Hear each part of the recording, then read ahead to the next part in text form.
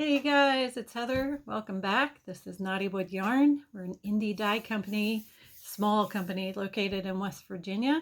And I am in the middle of giving you guys a series of tutorials on dyeing yarn with acid dyes.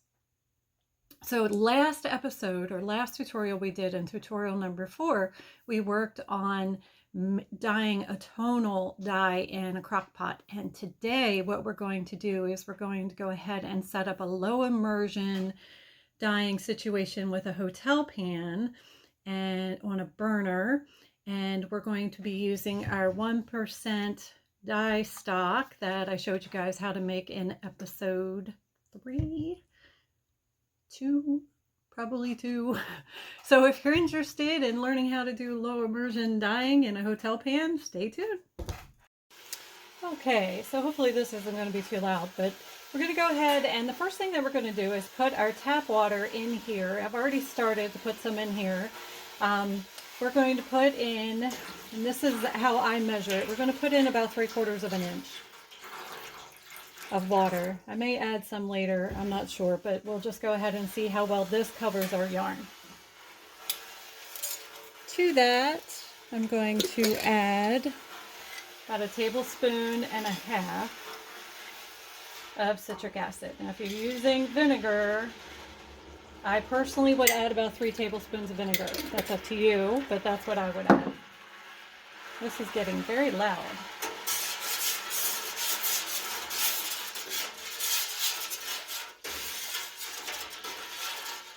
Okay, we're going to stir that in. And I have it over medium-high heats. We want to make sure that it gets pretty warm. We don't want it to boil, but we want the water to be moving basically when in order to help set the dye. So we're going to go ahead and add our yarn. I have 3 skeins of DK 100% merino wool.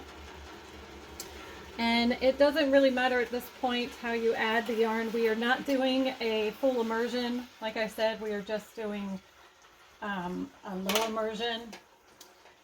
And you want to spread it out over the pan. Now yours may be hot, so watch out. I have asbestos fingers, so I can stick my hands in very hot water. So you definitely don't want to do this. Use your tongs if you have to. Move your yarn around that way. Like I said, I've just been doing this for so long, I just use my hands. And I don't have a lot of feeling them. So there you go. So we have quite a bit of coverage. We have a visitor. I don't know if you can see him on screen or not yet, but he's visiting. We have a kitty. So yeah, okay, so we have pretty good coverage already. I'm going to move this in a little bit so that you can see. There we go. Okay, so you can see that there are areas where the yarn is not under the water, but there are areas where the yarn is under the water. So this is kind of a low to almost medium immersion.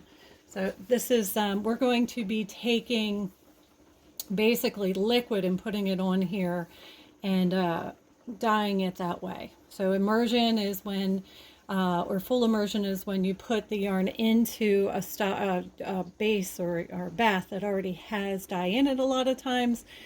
But in this case, we're going to add dye to it as it's in the water. We have our acid in here. Our yarn is warming up. Everything's kind of getting warm. You are going to see a little bit, because of the light that's here, you're going to see a little bit of color variation.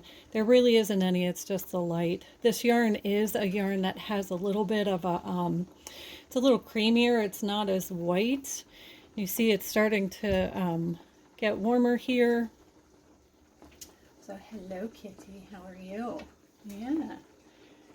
Okay. So we're going to go ahead and start having some fun. Now, I decided today that I was just going to use these colors and have fun with them. I don't have a plan as far as what I wanted to turn out looking like, but I definitely had a plan as far as the colors I wanted to use together. So these are the colors that I have chosen, and we're going to go ahead and see what we end up with. Now, I do have to tell you, before I had the gunmetal in a beaker, I have put it into a squeeze bottle, and we're going to go ahead and use that. So first, let's go ahead and I am going to start off with the yellow. Now, we're not going to be using much yellow in this one. It's just really going to be for pops of color. So our yarn, you can really start with it being cold. You don't have to wait till it warms up to start dyeing it, because it will set as it gets hot, and then we will cover it for a few minutes after it does so that it can start setting the dye. So we're going to turn this down just a little bit because it seems to be heating up quite quickly. So I'm going to go ahead and I'm just going to apply yellow with the dropper, and I'm going to put it kind of inside, on top, anywhere I think it just needs a little pop of yellow. I hope that's coming up on the screen. And I'm just using the 1% dye stock solution straight up. I'm putting it in and on just for some pops of yellow. This is just going to add a little bit. And I usually work from light to dark. I don't know how other people do it, but I figure if I know where the light is, then it'll be a lot easier to kind of save that area. And sometimes I'm not able to. Sometimes it ends up getting covered. But for the most part, if I want any types of pops of color, I go ahead and add it first. So there we go. So that's straight up 1% dye stock of yellow. I'm going to put a little more here. And like you saw, I put it in because you have the inside of these skeins too that you have to worry about, these hanks. And we are going to flip it and do the other side, but that still doesn't get inside. So you don't want all your dye to just be on the surface. That's one of the biggest mistakes I see that people make, is that they don't get their dye inside of what they're doing. So just make sure that you get it in there. Now, all right. That's it. Now be careful you don't put any more water into your dye stock as well. We're going to set this aside because of course we're going to need it for the other side as well. And I think that's a good amount of yellow. So I'll set that over here. And the next color we're going to go ahead and probably do is the, I'm going to do a little bit of the black cherry. I'm not sure exactly how, like I said, have fun with it. Do it however you want to. I want a good amount. Ooh, that is gorgeous. Love that color, my word. I gotta say, it's probably one of my all-time faves. Okay, so we're gonna, I think we might stick with this for right now. Get some really good dark areas of saturation. That's kind of what I'm going for right now. Sometimes when I'm coming up with a colorway, which is kind of what I'm doing right now, I'm just kind of working with some colors. I haven't made this colorway before. I have used, well, kind of made one similar to this, but I haven't used this colorway or made this colorway before, so I'm kind of experimenting, seeing what's going to come out, how it's going to come out. Is it going to look the way I want it to look? And I know in my mind that I want dark areas, really deep, dark, saturated, black cherry areas. So I'm going in and on top with the very strong 1% solution of black cherry. I did not want that watered down in any way, and you can see where it's really saturating the yarn. And remember, you have 3 skeins here, so you want to make sure that you're kind of working between the 3. And we're going to be overlapping colors too, so you want to make sure that as you're doing it, you're taking into consideration there's going to be some gunmetal, which is a bluish gray that's going to go on here, and you're going to have color mixing.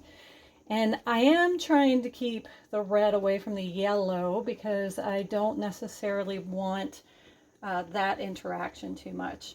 I don't want any type of, well, I do want a little bit of orange, a little pop of orange, like right there. We'll go ahead and show you. So red and yellow, think of your color theory. Red and yellow, of course, makes orange. So you got to kind of watch and make sure that you get the colors that you want to get, or you want to have in your piece of work. And For me, I do want a little bit of orange probably just for that variation, but not really a huge amount. Maybe a few hints here and there. I'm also not going for a huge amount of cream, so I am going to try for some good coverage. So I have a few ideas in my head, but not, you know, I don't have a huge, sometimes I go into a dye job or a colorway knowing exactly what I want it to look like. I know 100% what I want it to look like. And then other times I kind of go into it like this one where I have just an idea of color, and I have a kind of picture in my head of just how I want the colors to interact, and that's what I'm making happen right now. So we got that going on. Let's see, what else do we have? Get some more in there. And I gotta say, using the eyedropper, this is a very controlled way of doing it. If you want a less controlled, where things go a little more freely, then you can use a larger method. I am personally right now really wanting to direct where my color goes, so that's why I'm using the eyedropper. If you want to have large patches of color, color that goes into the water more, you would need 1, more water, and 2, a larger amount of dye going on at one time. So I think we might be okay with this. I'm just going and spreading the areas a little bit more. Another thing in my head right now is that I don't really want a lot of pink. I'm not going for pink. I'm going more for the reddish side of this. So I want to make sure there will be some spread. Like if you look right here, that's fine. I'm going to be adding more colors as we go. So, all right. Now what I'm going to do is I am going to go ahead and put the lid on this and let this cook for a minute, and I am going to then open it up and see what I want to do next. All right, so this guy has been cooking for like maybe 10 minutes. Well, I did some other stuff. I'm gonna go ahead and bust the lights, apparently. I'm gonna take the lid off and take a look and see what we have going. We got a hair in here. Take that out. All right, so far he's looking, I like the way he's looking so far. And we pretty much not, got a little bit of pink left in some areas, but not too much. You can see a little bit of pink up there. I'm not really worried about exhausting it right now. And I have to tell you, pink and red are very, very hard to exhaust anyway. But I just want to kind of give a little time between colors. You don't really have to do this, but I'm just kind of thinking as I go. So you can take as much time as you want while you're doing it. You can go as fast or as slow as you want. If it doesn't bother you that colors kind of merge together and it makes more of a spontaneous colorway, then great, go for it. But if you're a little more trying to plan things out a little bit more, then you know, you take a little bit of time. So if you noticed, I have gone ahead and put my gunmetal back into the beaker, because I decided I was going to use a dropper for him. And that's what I'm going to do right now. I'm taking another dropper and I'm going to go ahead and see how it goes with the gunmetal. Okay, and that's the 5%. Let's see what we can do here. Get a little overlap. I think I might have to use a syringe. This one is going to have to go on a little bit faster than that. That would drive me crazy. So I'm going to switch to my syringe. Hopefully, I'm going to go ahead and just suck some up in there. Okay. And hopefully this is one of the good ones. So I'm just going to choose my spots and see how we can apply it a little faster this way. It's all a matter of different techniques on applying your dye. And this is 5%, so we don't have as much, and I think I may actually switch to the 1% because I want a little more saturation, a little cover, little combining. Using the syringe helps. I like having the speed that the syringe affords me. And again, you can take the nose of it and stick it down in the yarn. So you're getting that coverage in the middle as well. Don't forget that. You don't want to leave the inside. Nothing's worse than a skein of yarn that has great colors on the top and nothing inside. That is the worst. All right, let's go ahead and do some more down here. Hopefully you guys can see most of the pan. Getting some good coverage. We still have one more color to go in here, so I don't want to, although I really do like this gunmetal. I have to say, I don't use gunmetal very often, and every time that I do, I am surprised that I don't use it more often. I like it so much. I kind of wonder why I don't use it. Okay. So there we go. Remember, we're still working on the first side. That's looking really good, actually. So the last thing we have is a little bit of brown.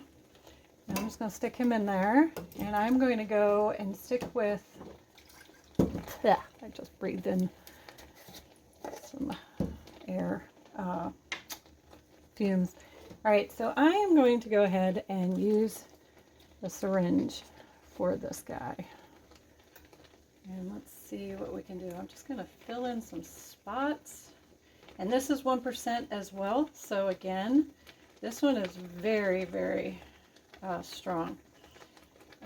Teddy bear is. So you have to be a little cautious with this one. It's a very dark brown, very chocolatey, doesn't have a lot of orange into it. So it, and remember, color theory. I want my purples and reds to, my reds and blues to make a purple, and you're going to have that in some areas.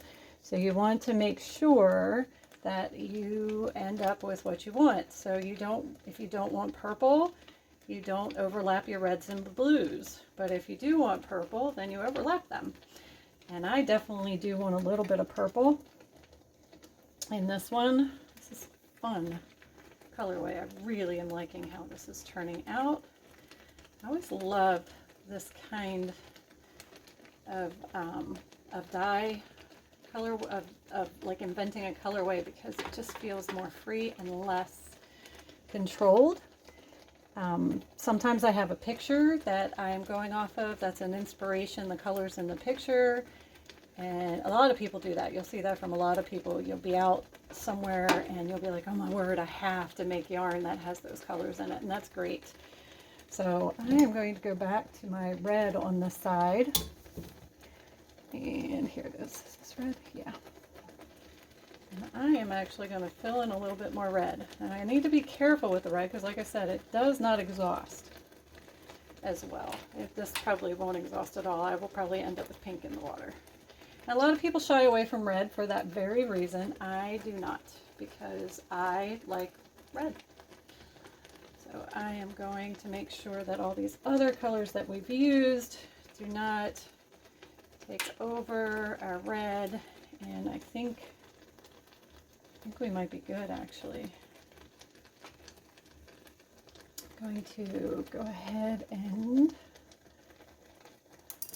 add just a smidge more blue in some areas.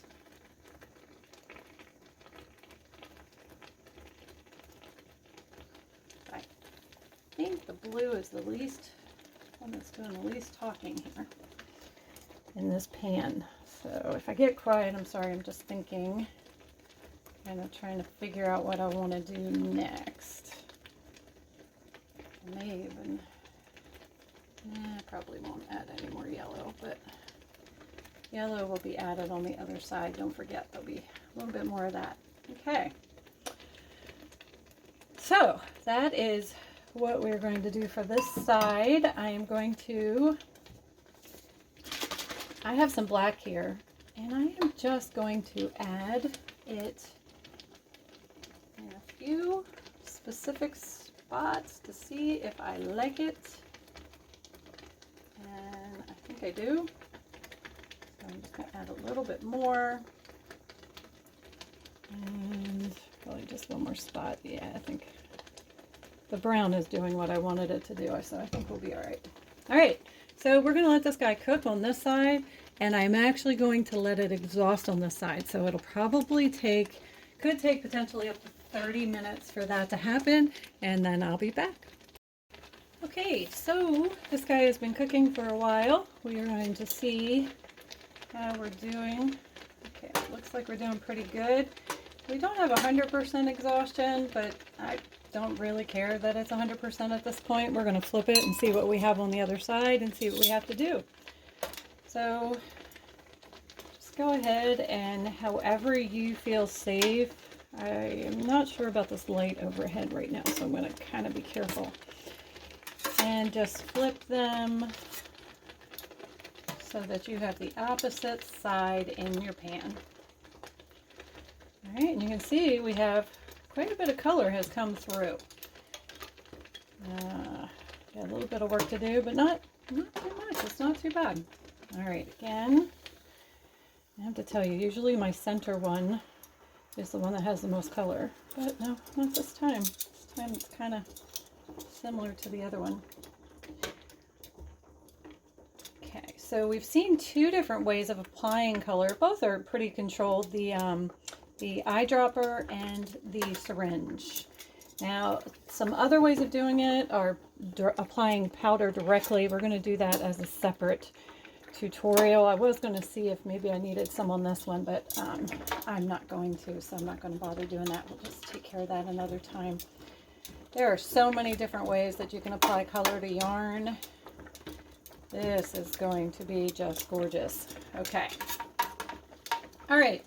So now we're going to start off exactly how we did it before. We're going to start with the red, and we're going to get us some really saturated spots.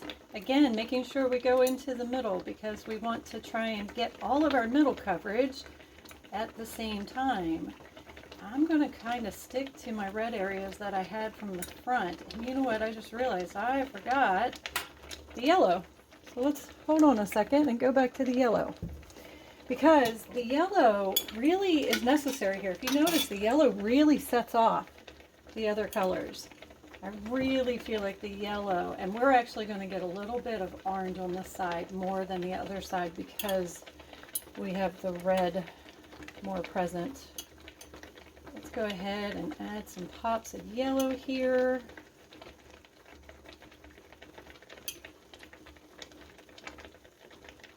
That yellow really makes a big difference in the whole colorway. Really kind of sets off the other colors. Really gives them a little bit of life, kind of brightens the whole piece up. I kind of look at my pan, and that's going to probably sound a little quirky, but I look at the pan actually as a kind of a piece of, I don't want to say a piece of art, but it is. It's a kind of a painting.